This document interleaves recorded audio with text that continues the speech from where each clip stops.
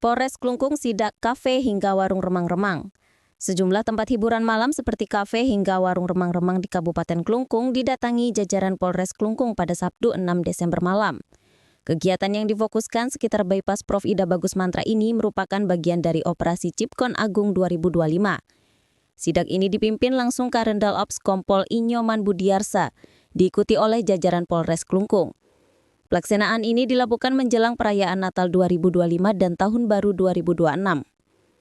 Kompol Budiarsa menyampaikan pemeriksaan yang dilakukan itu menyasar pemilik usaha, karyawan, dan pengunjung tempat hiburan malam maupun warung remang-remang. Sidak ini merupakan langkah preventif untuk menekan potensi gangguan keamanan serta menjaga kenyamanan masyarakat.